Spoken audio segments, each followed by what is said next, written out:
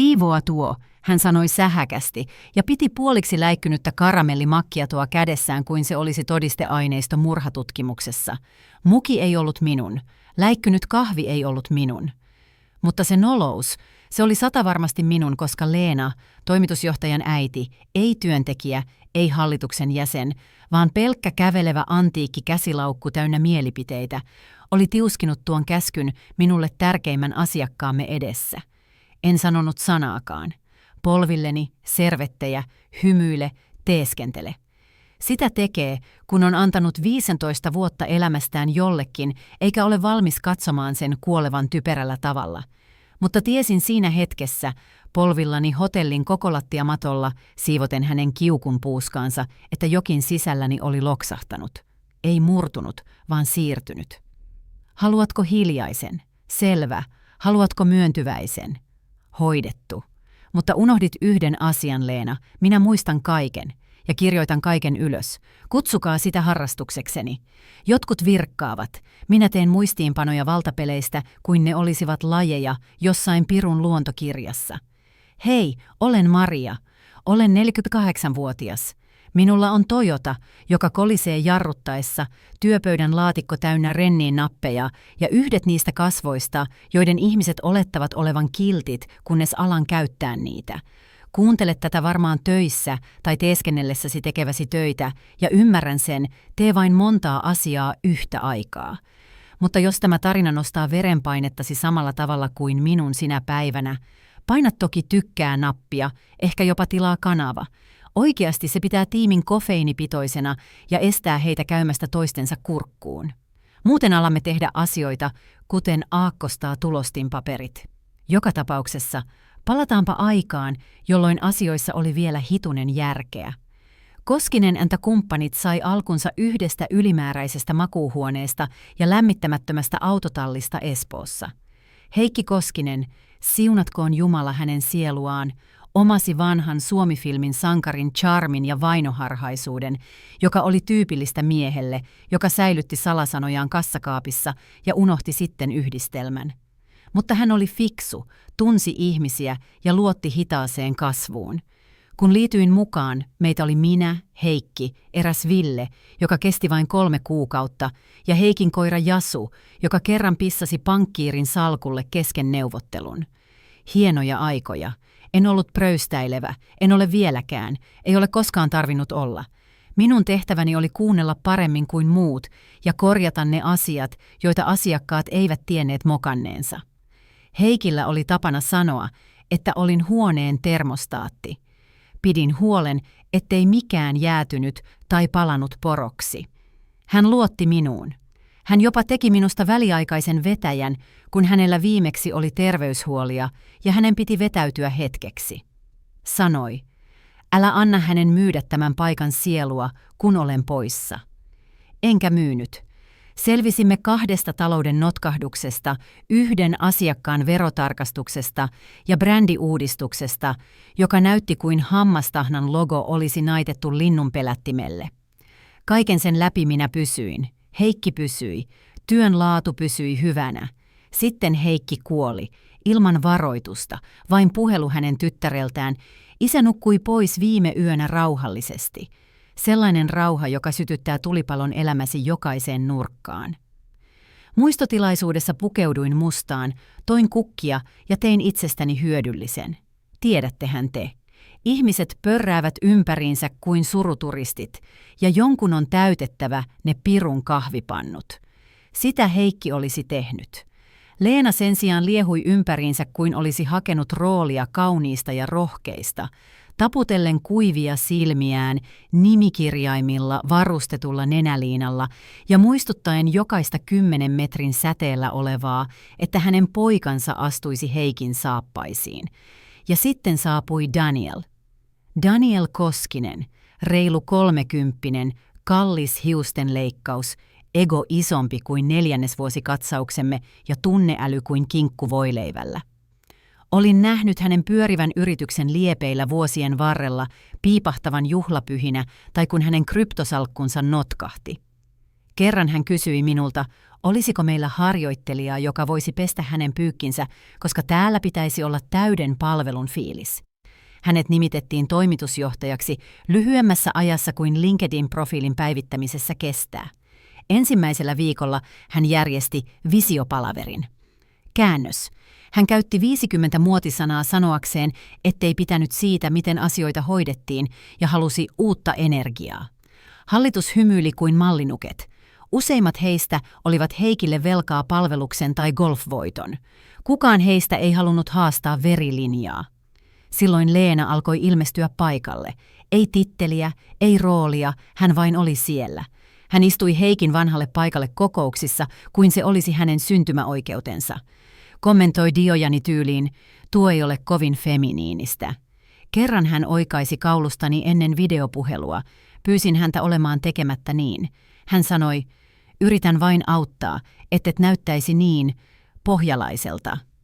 Olen Seinäjoelta. Pureudu siihen. Ensimmäinen vanha asiakkaani siirrettiin toiselle kuukauden sisällä. Haluamme antaa Kimille mahdollisuuden levittää siipiään, Daniel sanoi viitaten tyyppiin, joka kerran oli laittanut koko firman kopion kenttään Volt-tilauksessaan. Hyvä on, peli on tätä. Pelaa hitaasti. Ole kärsivällinen. Heikki oli valmistanut minua tällaisiin hetkiin. Tai niin luulin. Pysyin ammattimaisena. Kirjoitin uudelleen esitykset, jotka Leena oli teurastanut vaaleanpunaisilla fonteilla ja tähtiemojeilla. Otin vastaan kokoukset, jotka putosivat Danielin kalenterista. Hymyilin, kun asiakkaat kuiskivat, odota onko tuo oikeasti hänen äitinsä, kuin olisimme jossain oudossa sitcomissa. Kerran jopa nauroin, mutta se kaikki alkoi kasautua.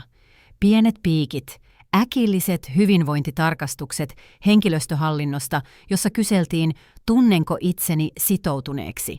Vuosittaisen kehityskeskusteluni yhteenveto oli vain, voisit osoittaa enemmän intoa uutta johtoa kohtaan. Sitten tuli se kahvi. Se tilaisuus oli järjestetty suurimmalle asiakkaallemme. 15 vuotta he olivat olleet meillä. Leena ryntäsi sisään, kuin olisi juontanut Oscar-gaalaa. Käskytti harjoittelijaa korjaamaan diojaan, läikytti sokeripomminsa koko lattia matolle ja sitten Bond-pahiksen sulokkuudella osoitti minua ja sanoi, siivoa tuo, ja minä siivosin.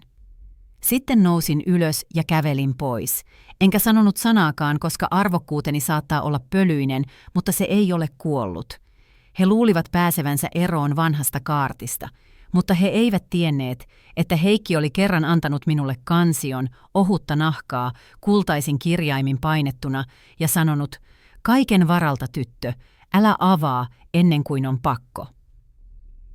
Sinä iltana avasin sen ja peli muuttui. Muistokirjoitus oli tuskin julkaistu, kun korppikotkat alkoivat jo kaarella puvun kengissään ja pastellin sävyisissä blazereissään. Heikin kuolema iski kuin puu kaatuisi metsässä. Hiljaa, äkkiä, eikä kukaan ollut aivan valmis myöntämään, kuinka paljon varjoa se oli tarjonnut. Hallituksen hätäkokous pidettiin 2 päivää myöhemmin. Ei viikkoa, ei edes tarpeeksi kauan, että Heikin tuhkat olisivat asettuneet. Sähköposti saapui 7.03 aamulla. Läsnäolo pakollinen, kiireellinen seuraajasuunnittelu. Pukeuduin mustaan. Daniel pukeutui laivaston siniseen pukuun ja hymyili kuin mies, joka uskoo universumin vihdoin tajunneen olevansa hänelle jotain velkaa. Hallitus tuskin vilkaisi yhtiöjärjestystä ennen kuin leimasi hänet hyväksytyksi. Jatkuvuus, he kutsuivat sitä. Perhesiteet. Aivan sama, että ainoa perintö, joka Danielilla oli puoliksi valmis podcast-yrittäjyyskulttuurista ja teepaitamallisto, jossa luki Sisu on seksikästä Comic Sans fontilla. Isä sanoi aina, että tästä firmasta voisi tulla muutakin kuin vain tylsää konsultointia. Daniel julisti kuin pitäisi TED-puhetta, jota kukaan ei ollut pyytänyt. On aika astua tulevaisuuteen. En sanonut sanaakaan, katsoin vain muistilehtiöni, johon olin raapustanut yhden lauseen, ei koskaan sanonut. Ei kestänyt kauan, kun todellinen muodonmuutos alkoi. Aulan televisiossa lakkasi näkymästä pörssiuutisia ja tilalle tuli kuvapankkikuvia ihmisistä, jotka antoivat yläfemmoja avokonttoreissa. Yhtiön uutiskirje alkoi kutsua työntekijöitä muutoskatalyyteiksi. Meitä kehotettiin osallistumaan päivittäisiin pikapalavereihin, vaikka emme olisikaan projektissa mukana, koska yhdenmukaisuus on pyhää.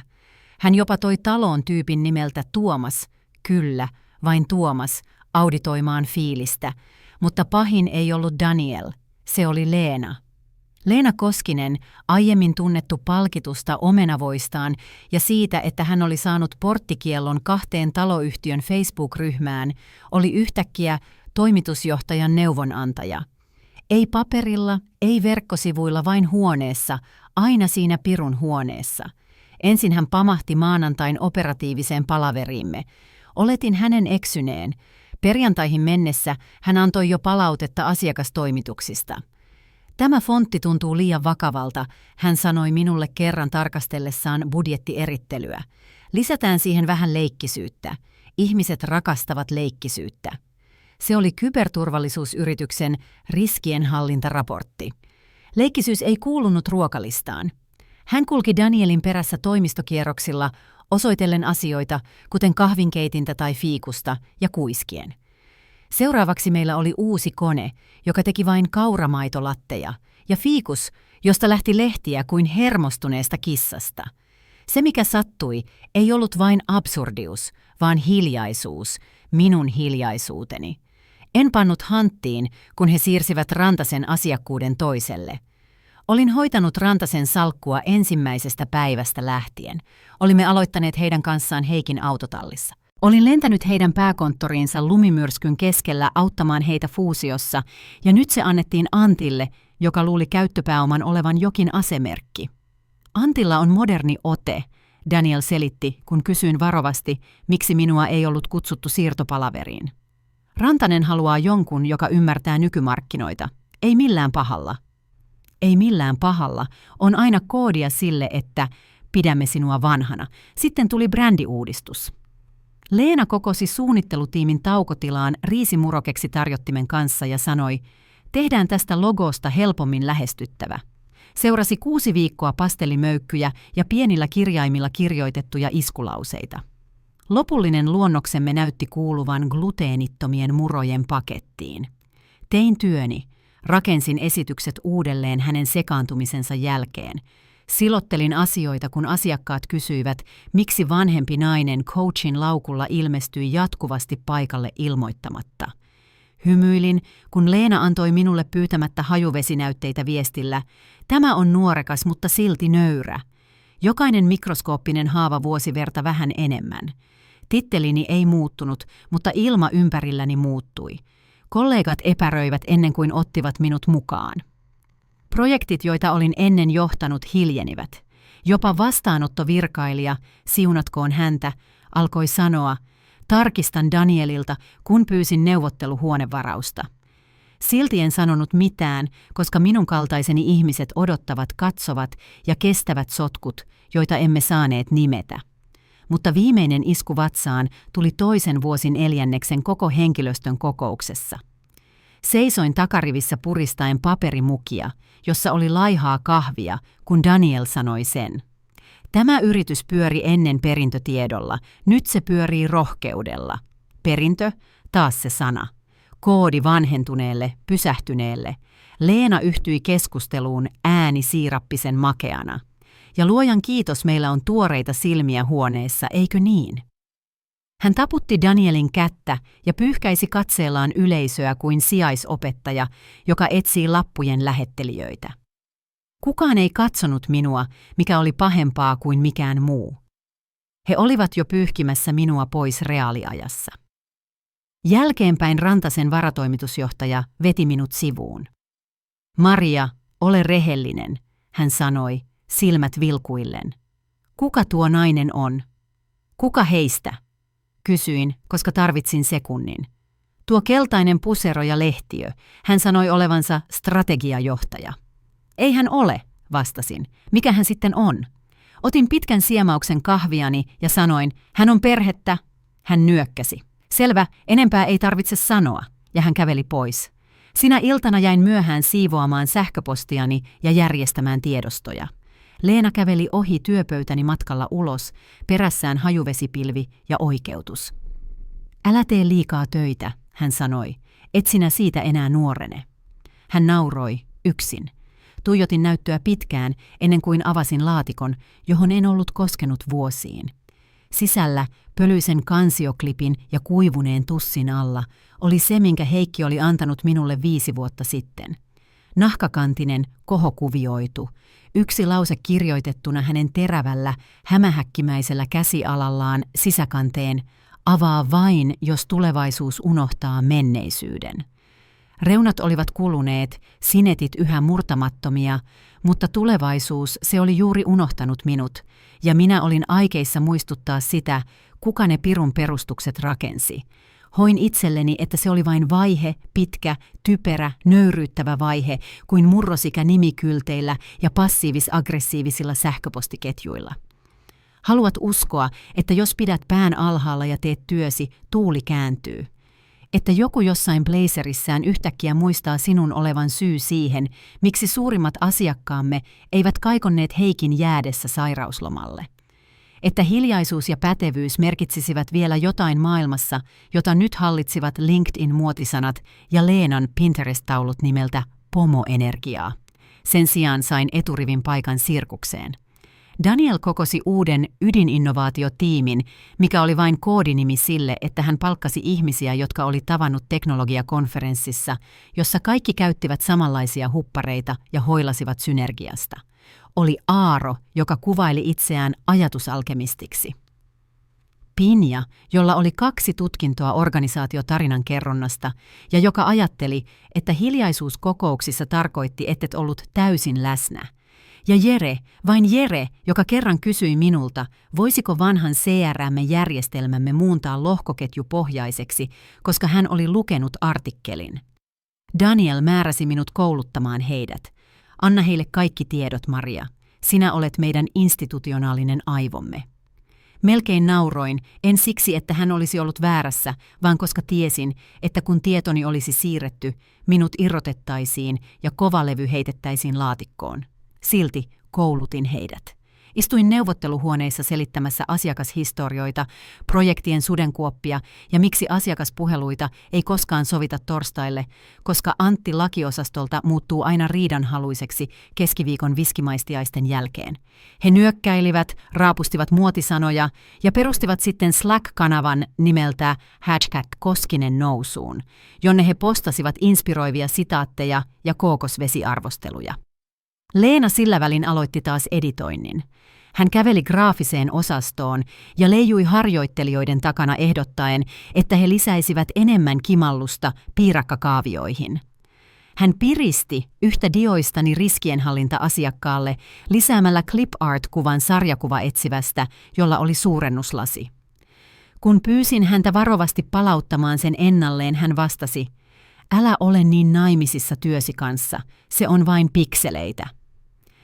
Tein kaiken, mihin hän koski, uudelleen, hiljaa, koska jossain takaraivossani ajattelin yhä, että ammattimaisuus oli miekkani ja kilpeni. Sitten tuli Rantasen puhelu.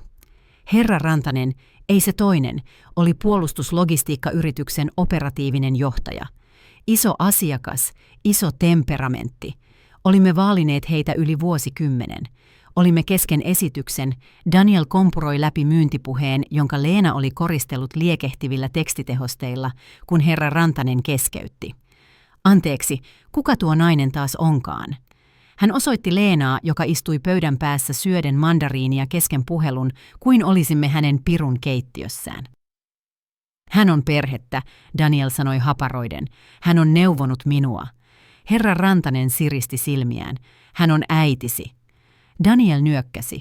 Rantanen oli hetken hiljaa, mutisi sitten voi luoja ja sammutti kameransa. Puhelu päättyi aikaisin. Jälkeenpäin Leena mutristi huuliaan. Mikä tuon housuun meni? Daniel sanoi vain, kyllä he palaavat, ikään kuin painovoima olisi valinnainen. Seuraavat viikot sulautuivat yhdeksi pitkäksi, hitaaksi verenvuodoksi. 1000 paperihaavaa, kalenterikutsut, joissa olin valinnainen. Aineistot, jotka tarkastettiin ilman minua. Asiakasillallinen, josta kuulin vasta nähdessäni kuvat Instagramissa. Leena tägäsi itsensä tunnisteella, yrityskuningatar. Sitten tuli gaala, vuosittainen asiakasarvostusgaala. Heikki oli aloittanut sen kiittääkseen pitkäaikaisia kumppaneitamme.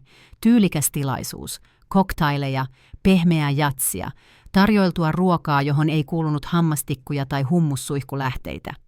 Ennen minä johdin koko homman. Nyt minulle ojennettiin lehtiö ja sanottiin, auta vain istumajärjestyksen koordinoinnissa. Pukeuduin laivaston siniseen. Leena pukeutui paljetteihin. Daniel pukeutui ylimielisyyteen. Seisoin baarin vieressä hoitamassa saapuvien listaa, kun Leena asteli luokseni drinkki toisessa kädessä ja laukku toisessa. Hups, hän kiljaisi ja jotain tahmeaa roiskahti lattialle jalkojeni juureen. Nämä tarjoilijat, vannon. Lähellämme ei ollut tarjoilijoita. Hän katsoi alas, sitten katsoi minua. Siivoaisitko tuon? Juuri tarpeeksi kuuluvasti, jotta toiseksi suurimman asiakkaamme 2 varatoimitusjohtajaa kuulivat. Toinen heistä kohotti kulmiaan, toinen otti siemauksen viiniä ja katsoi minua. Ja minä kumarrun, nappasin servetin ja siivosin. En muista musiikkia tai lasien kilinää. Muistan vain oman sydämeni jyskytyksen korvissani kuin tavarajunan, josta en päässyt hyppäämään pois. Käteni olivat vakaat, kasvoni olivat ilmeettömät, mutta sisällä jokin meni rikki. Ei pirstaleiksi, ei sotkuisesti, vain napsahti kuin kytkin olisi käännetty. Valo sammui, en sanonut sanaakaan, en edes noussut nopeasti.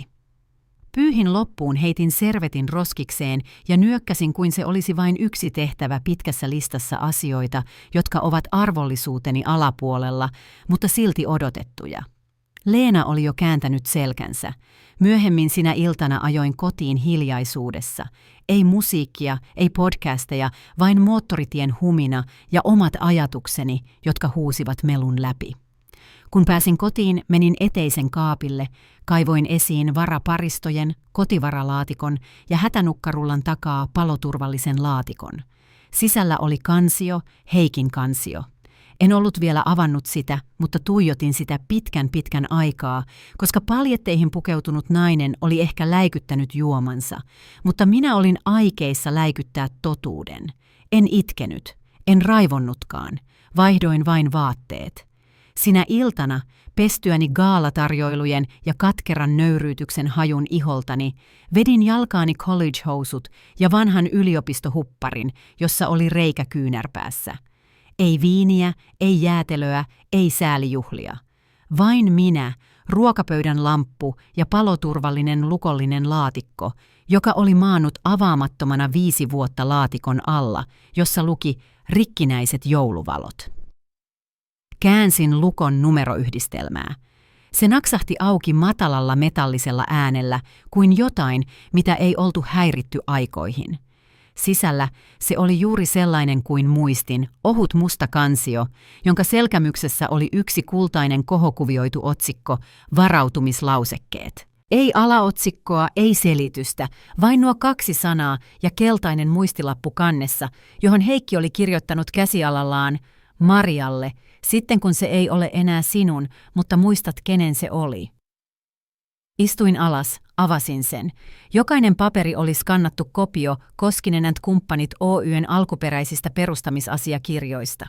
Arkistoitu samana vuonna, kun Heikin hiuksissa oli vielä väriä ja ainoassa toimistossamme oli koiranpeti nurkassa.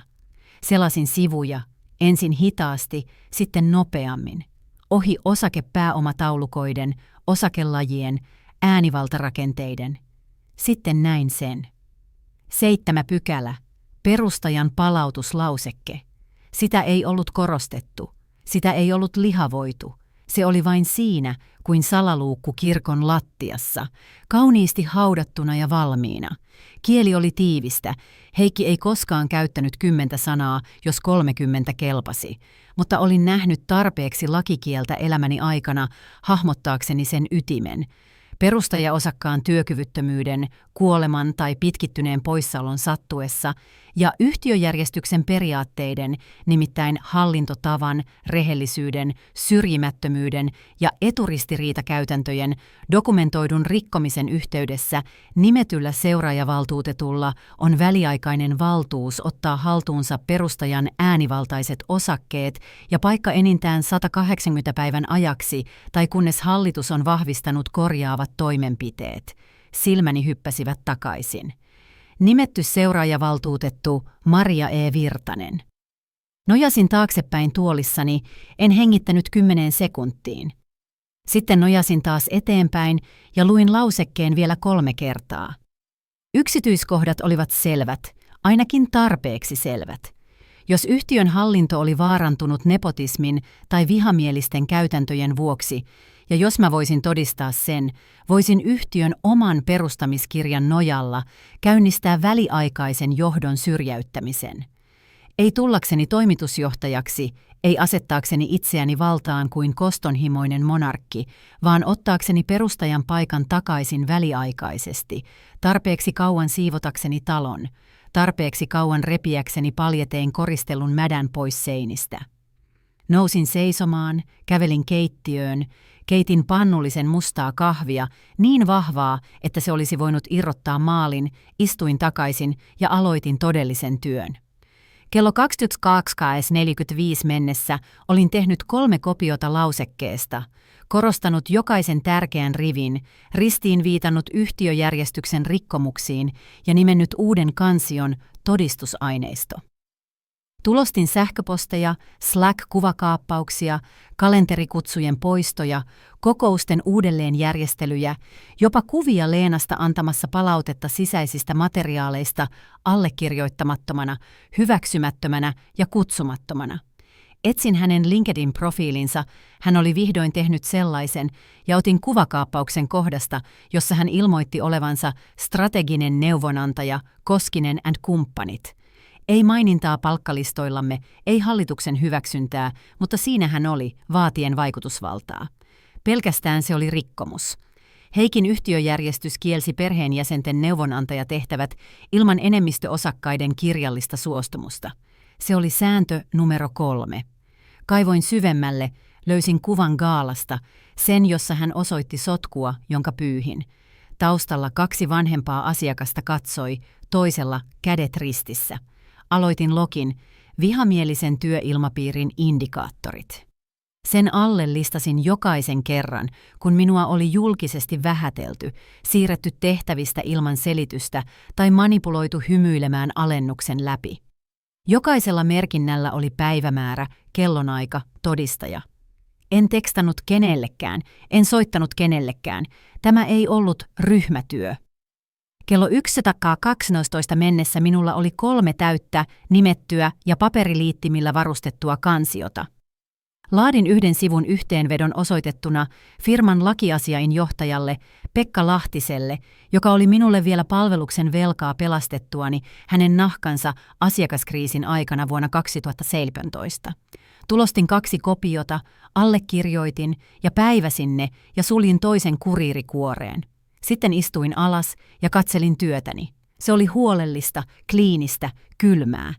Mutta se poltti käsissäni kuin salainen ase.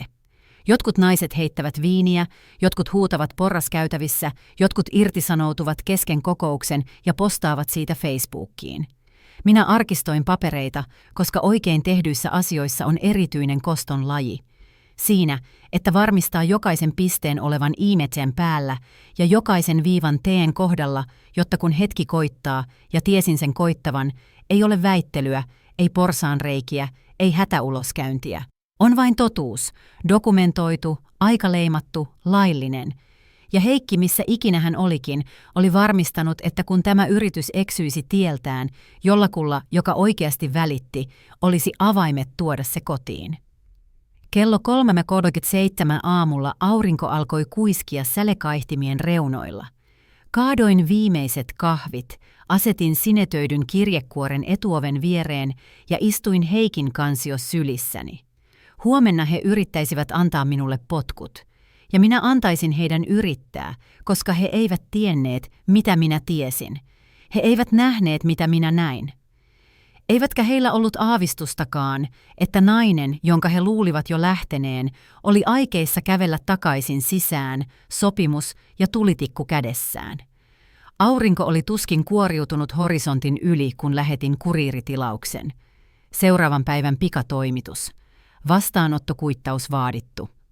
Toimitusaika 9:15. Ei minuuttiakaan aiemmin, ei minuuttiakaan myöhemmin. Ajoitin sen täydellisesti omiin hautajaisiini. Anteeksi, HR-kokoukseeni. He luulivat, että olin tulossa haudattavaksi. Olin tulossa hautaamaan heidät paperitöihin, mutta en ollut tyhmä. Ennen kuin ampuisin ainoan laillisen luotini, tarvitsin toisen mielipiteen. En kenen tahansa, vaan hänen. Frans Lehto ei ollut astunut jalallaan Koskisen rakennukseen lähes 10 vuoteen. Heikin vanha lakiasiainjohtaja, puoliksi kalju, hopeinen parta, kädet, jotka aina vapisivat hieman, ja ääni kuin jokaisessa lausekkeessa olisi mukana kirous. Viimeksi kuulin hänen asuvan eläkeläisasunnossa Saimaan rannalla rescue-kissan nimeltä Winston ja syvän modernin jogurtin vihan kanssa. Minulla oli yhä hänen numeronsa haudattuna vanhaan yhteystietolistaani nimellä Frans, älä soita ellei pala. Joten soitin ja sanoin yhden lauseen. Heikin lauseke heräsi juuri eloon. Hiljaisuus, sitten hiljainen, kuiva naurahdus. Tavataan aseman baarissa. Tuo vahvaa kahvia ja kaikki syntisi. Aseman baari ei ollut muuttunut. Samat halkeilleet nahkapenkit. Sama tarjoilija, jolla oli ketjupolttajan käheä ääni ja joka kutsui kaikkia kullaksi. Olit sitten 4 tai 90. Liukuin takaloosiin 7:03 aamulla, kansio kädessä, paperit piilotettuna tavalliseen mustaan laukkuun ja 2 kahvia, molemmat mustia, molemmat suoraviivaisia. Frans saapui teevillitakissa, jossa oli kyynärpaikat, ja silmät terävämpinä kuin useimmilla niistä hallituksen pölkkypäistä, joiden kanssa olin ollut tekemisissä viimeisen 6 kuukauden aikana. Näytät ihmiseltä, joka on aikeissa tehdä juridisen henkirikoksen, hän sanoi istuutuessaan ilman tervehdystä. Hyvä, vastasin, koska en kysy, voinko, vaan kysyn, olenko oikeassa. Ojensin hänelle kansion avattuna 7. pykälän kohdalta. Hän luki hiljaa, huulet tuskin liikkuivat. Muutaman sekunnin välein hän murahti, matala, ärtynyt ääni kuin mies, joka huomaa jonkun järjestelleen hänen shakkilautaansa hänen nukkuessaan. Sitten hän katsoi ylös.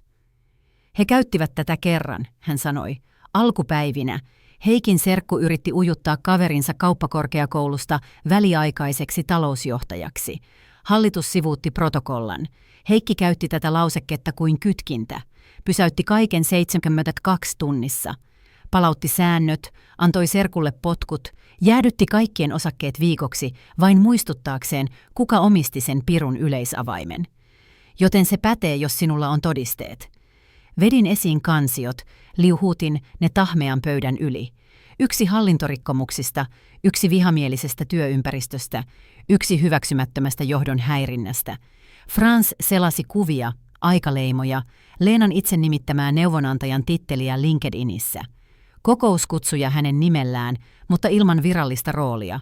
Sähköposteja, joissa hän antoi ohjeita. Leenan kalenterimerkintä johdon strategiasynkka, johon ketään muuta ei ollut kutsuttu. Jopa Slack-viesti, jossa hän kutsui minua emotionaalisesti reviiritietoiseksi menneisyydestä. Frans tuhahti, täysosuma. Ja tämä.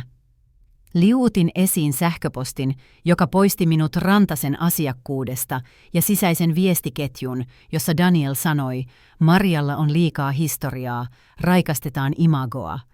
Fransin hymy oli hidas ja ilkeä. Imago juuri tappoi hänet. Istuimme hetken hiljaa, siemailimme kitkerää kahviamme baarin huminan ympäröidessä meitä, lautasten kilinää, haarukoiden raapimista, satunnaista pekonin sihahdusta. Frans nojasi lopulta taaksepäin. Sinä olet nimetty valtuutettu. He ovat rikkoneet sääntöjä. Sinulla on oikeus käynnistää lauseke. Mutta kun se kuriiri astuu sisään, et voi enää perua. En haluakaan, sanoin suoraan.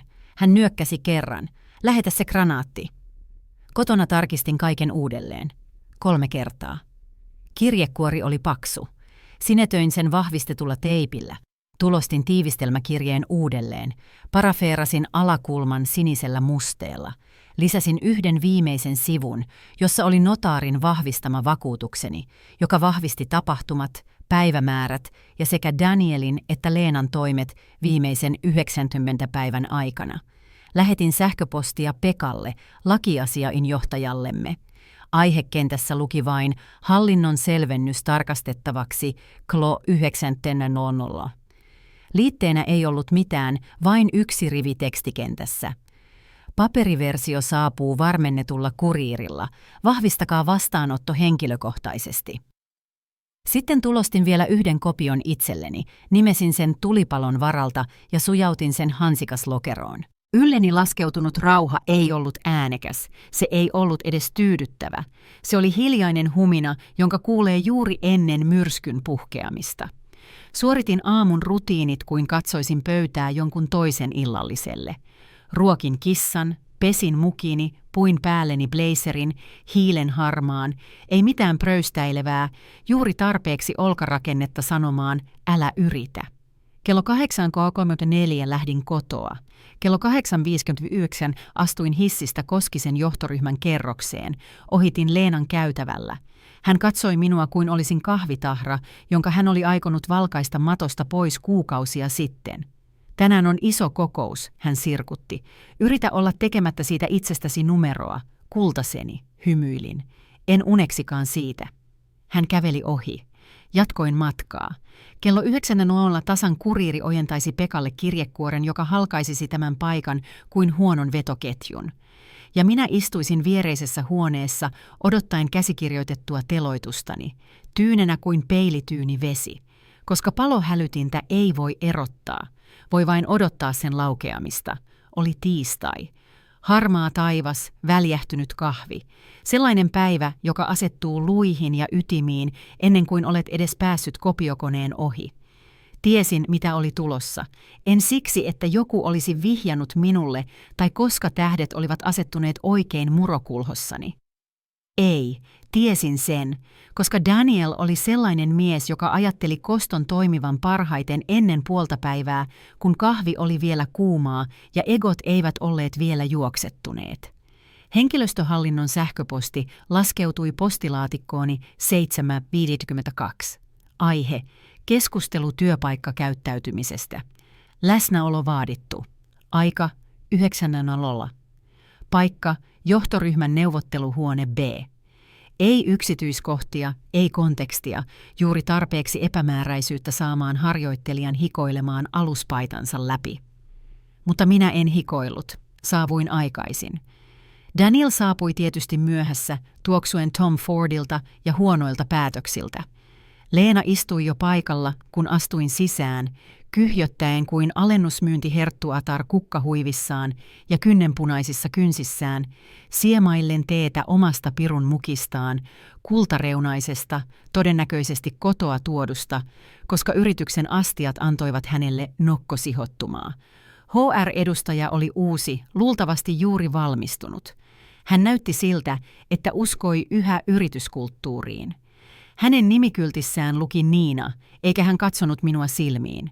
Hän näytti siltä, kuin joku olisi ojentanut hänelle viritetyn granaatin ja sanonut sen olevan stressipallo. Maria, Daniel sanoi asettuen istumaan vastapäätäni, kuin isännöisi takkatulikeskustelua. Kiitos, että tulit. Tämä ei kestä kauan. Leena hymyili näyttämättä hampaitaan. On niin tärkeää antaa tilaa vastuullisuudelle. Daniel vilkaisi Niinaa, joka sähläsi kansion ja yrityksen logolla varustetun kynän kanssa. Pidetään tämä yksinkertaisena, hän sanoi naksauttaen sormiaan, kuin tekisi meille kaikille palveluksen. Asenteestasi on tullut rasite moraalille. Asiakkaat ovat huomanneet. Johto on huomannut. Olet vastustanut muutosta, ollut välinpitämätön tiimin strategiasta ja suoraan sanottuna uppiniskainen. Hän sanoi viimeisen sanan, kuin se maistuisi kalliilta. Kohotin kulmaani. En puhunut, en räpäyttänyt silmääni. Niina selasi papereita. Ylemmän johdon toimittamien asiakirjojen perusteella tämä täyttää irtisanomisperusteet työntekijöiden käyttäytymisohjeiden pykälän 12.4 mukaisesti. Daniel nojasi taaksepäin, risti sormensa päänsä taakse kuin joku opiskelija Jumala lainatun vallan valtaistuimella. Joten hän sanoi, voimaantulosta välittömästi, työsuhteesi Koskinen & kumppaneilla on päätetty. Leena oli jo vetämässä jotain esiin kassistaan. Surullinen pieni kirjekuori, jossa oli nimeni painettuna Comic Sansilla. Luuli varmaan, että fontti pehmentäisi iskua, en vieläkään sanonut mitään. Niina selvitti kurkkuaan. Sinulla on 30 minuuttia aikaa kerätä tavarasi. Järjestelmäoikeutesi poistetaan klo 9:30. Vartiointi on valmiudessa. Ihan normaali protokolla.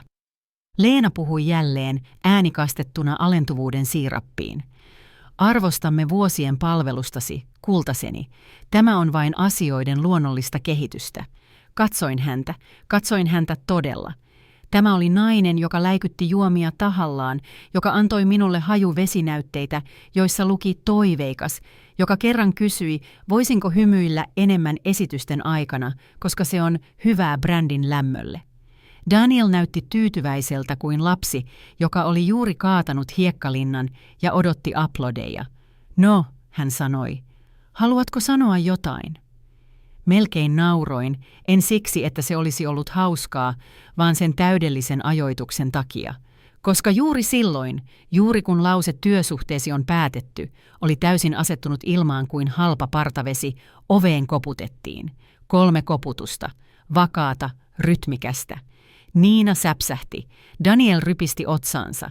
Leena siristi silmiään kuin joku olisi lausunut hänen viinimerkkinsä väärin. Ovi avautui ja sisään astui mies siistissä harmaassa univormussa, musta nahkalaukku kainalossa, kuriirin henkilökortti rinnassaan. Hän silmäili huonetta lehtiö kädessään. Minulla on toimitus herra Lahtiselle, lakiasiain johtaja, aikasidonnainen. Niina nousi puoliksi seisomaan hämmentyneenä. Hän on tuossa viereisessä huoneessa, luulisin. Ei hätää, kuriiri sanoi jo matkalla kohti viereistä neuvotteluhuonetta. Hän ei odottanut lupaa. Daniel liikahti tuolissaan. Mistä tuossa on kyse? Varmaan vain lisää lakipykäliä, Leena mutisi. Katsoin kelloani. 9:03 on aivan ajallaan. En vieläkään sanonut sanaakaan, asetin vain yrityksen kulkukorttini pöydälle. Sen viereen pienen samettirasian, jossa oli palvelusmitali, jonka olin saanut 10-vuotisjuhlissa, joissa Heikki piti puheen. Daniel oli liian kiireinen selatessaan puhelintaan taputtaakseen. Niina kurkotti kohti kirjekuorta vapisevin sormin, ikään kuin epävarmana, kenen pitäisi koskea siihen ensin. Työnsin sitä hellästi häntä kohti. Älä huoli, sanoin, ääni tyyni kuin talvituuli. Ette tarvitse tuota. Ja sen sanottuani nousin, suoristin blazerini, kävelin ovelle, enkä katsonut taakseni, koska minun ei tarvinnut selitellä itseäni raunioille. Rakennus oli jo tulessa, ja sprinklerijärjestelmä oli juuri saanut aktivointikäskynsä. Pekka oli sellainen lakimies, joka kantoi aina 2 kynää mukanaan ja puhui täydellisesti välimerkein varustetuissa lauseissa. Hän myös vihasi yllätyksiä, todella inhosi niitä. Kerran hän kutsui yllätyssyntymäpäiväjuhlia vihamieliseksi väijytykseksi.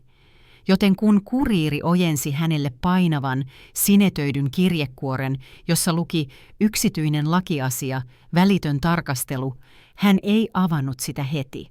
Hän tuijotti sitä ensin, ikään kuin arvioiden sen seurausten painoa paperin läpi.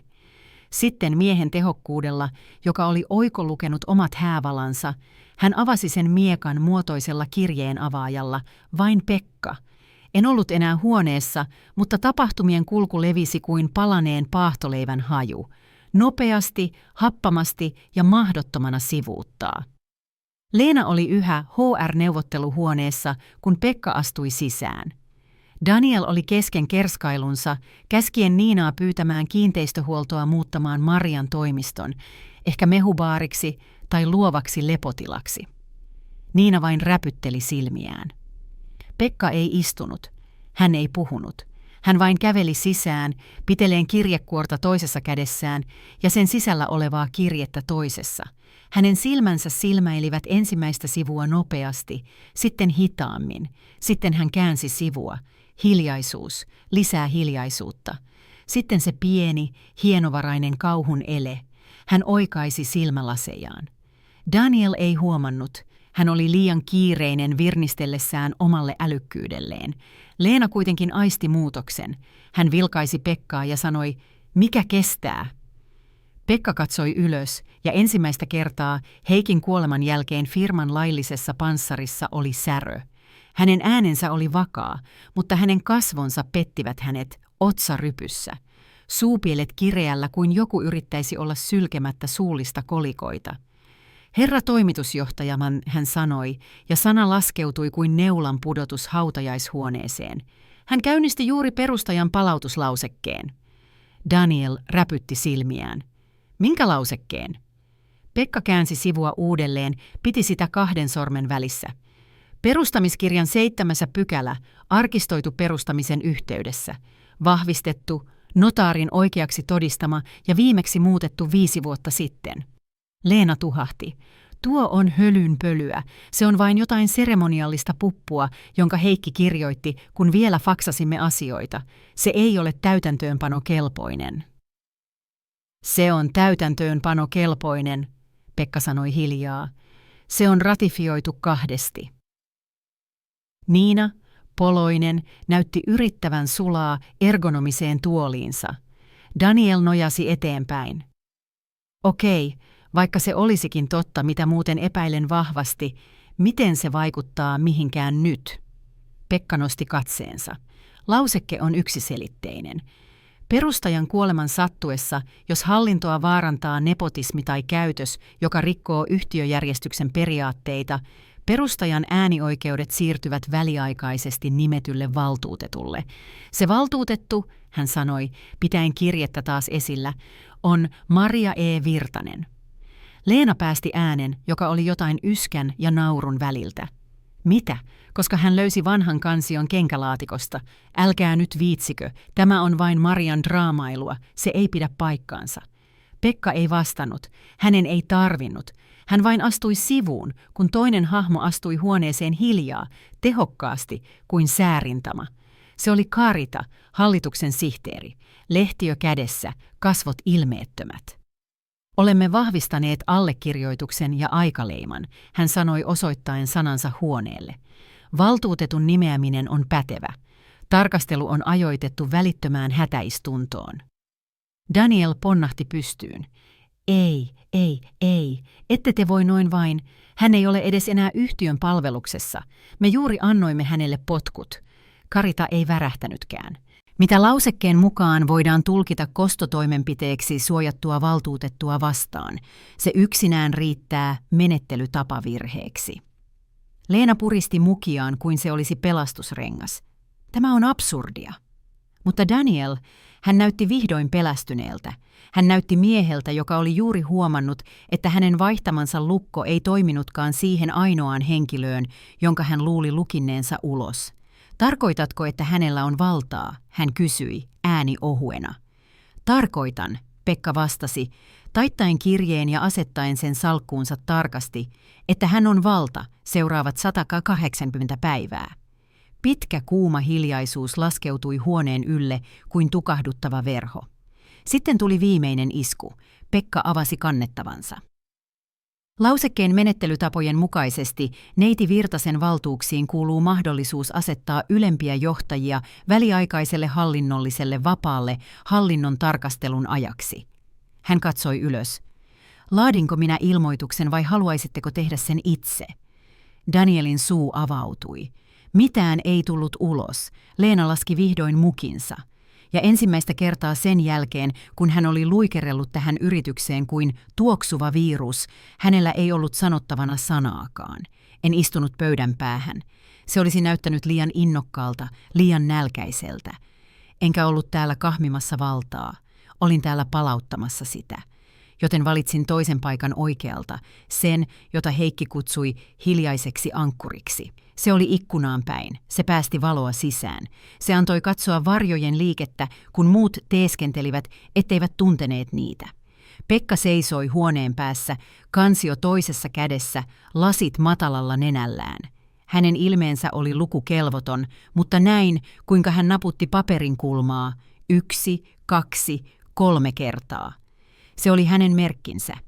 Hän teki niin vain ennen kuin luki jotain, mikä päättäisi jonkun uran. Leena oikoi jo puseroaan, kuin tämä olisi lounaskokous.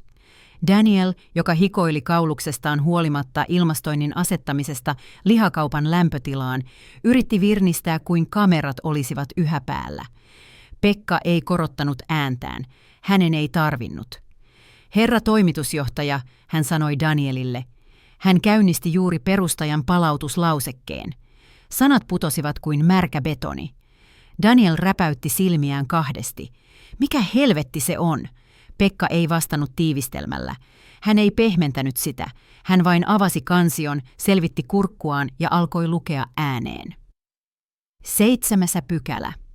Perustajaosakkaan työkyvyttömyyden tai kuoleman sattuessa, mikäli vihamielinen hallintotapa tai puuttumattomuusperiaatteiden rikkominen tapahtuu, perustajan määräysvaltaiset osakkeet ja hallinto-oikeudet voivat siirtyä nimitetylle valtuutetulle enintään 180 päivän ajaksi, tai kunnes hallituksen johtama tarkastus on suoritettu. Hän vilkaisi ylös. Tässä tapauksessa nimetty valtuutettu on Maria E. Virtanen. Huone ei haukkonut henkeään. Ei aluksi. Se vain hiljeni, kuin pidättäisi hengitystään odottaen, että joku sanoisi vitsi vitsi. Mutta kukaan ei sanonut. Daniel katsoi Leenaa, kuin tämä voisi syöksyä ja läimäyttää lausekkeen pois kuin kärpäsen.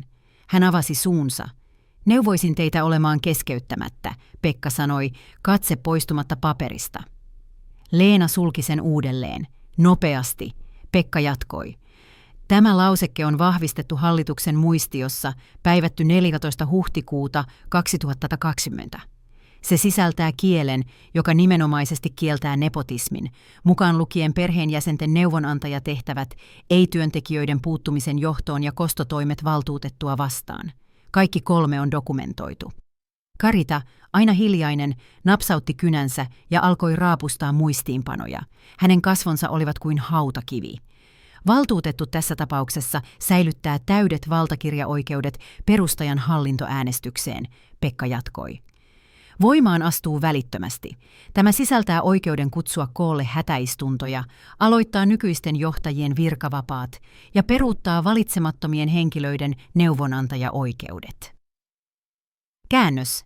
Daniel oli joutumassa vaihtopenkille, Leena oli joutumassa pyyhityksi pois, ja minä vain istuin siinä, hengitin hitaasti, kädet ristissä sylissäni, en ylimielisenä, en voiton riemuisena, vain hiljaa, koska totuus liikkui nyt huoneessa, painavana, kiistattomana. Tämä on absurdia, Daniel mutisi hieroen ohimoitaan. Hän ei edes työskentele täällä enää, me annoimme hänelle potkut. Mitä voidaan pitää kostotoimena, Pekka sanoi katsomatta ylös. Lausekkeen sanamuoto sallii sen laukaista aktivoinnin. Heti kun hänen irtisanomisensa käsiteltiin, lauseke astui voimaan.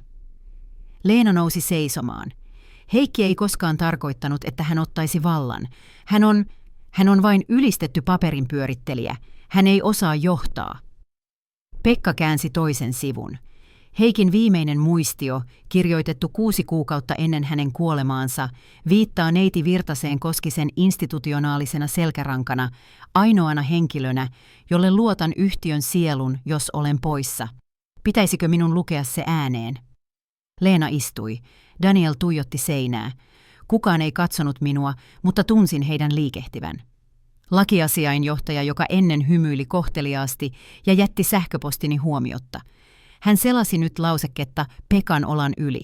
Hallituksen jäsenet, jotka kerran kutsuivat minua luotettavaksi, kuin se olisi lohdutuspalkinto. He vilkuilivat toisiaan ja laskivat hiljaa päässään.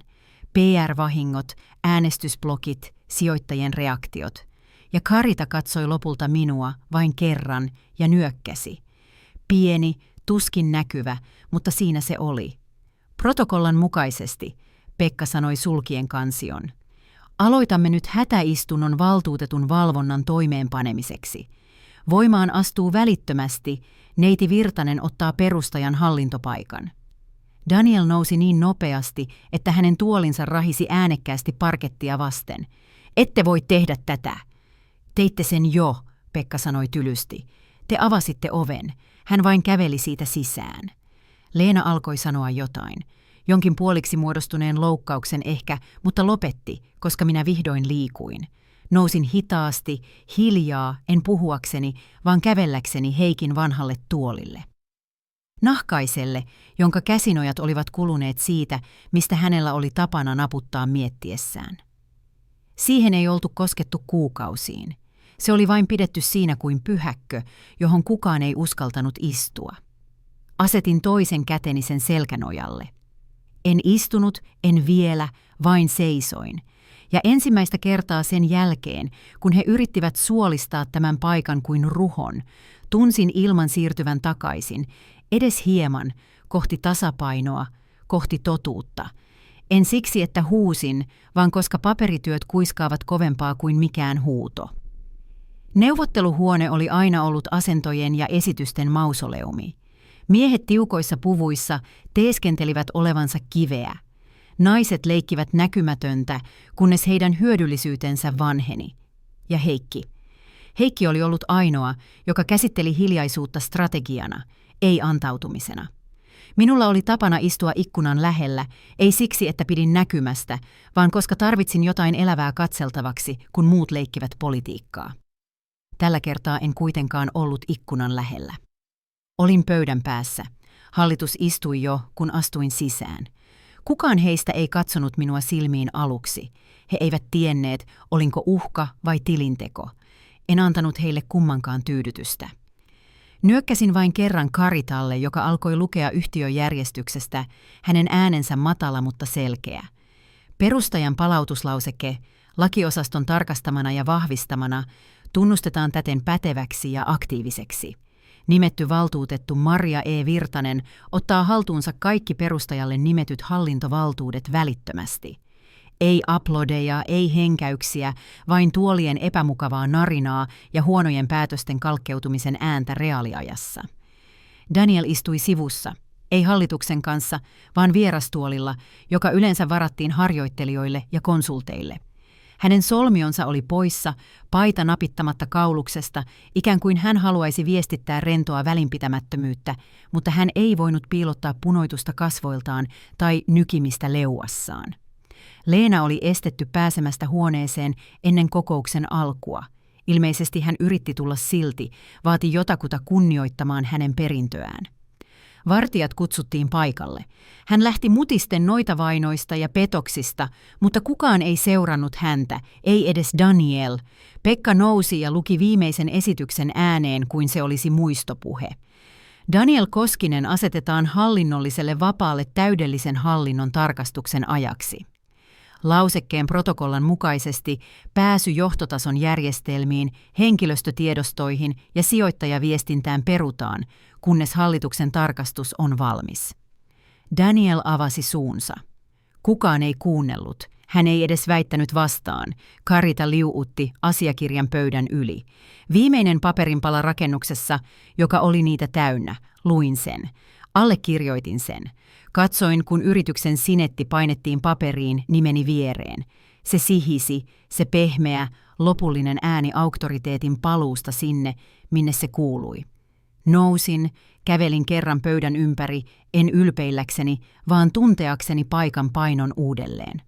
Muistaakseni jokaisen myöhäisen illan, jonka vietin korjaten, mitä muut rikkoivat. Jokaisen kerran, kun otin syyn niskoilleni, jotta asiakas ei lähtisi. Jokaisen projektin, jonka pidin kasassa ilmastointiteipillä ja sisulla, kun Danielin kaltaiset ihmiset kutsuivat itseään visionääreiksi kierrättäessään iskulauseita LinkedInistä. Pysähdyin Heikin tuolin kohdalle. Se näytti pienemmältä kuin muistin. Asetin toisen käteni sen selkänojalle, suljin silmäni, hengitin hiljaisuutta sisään.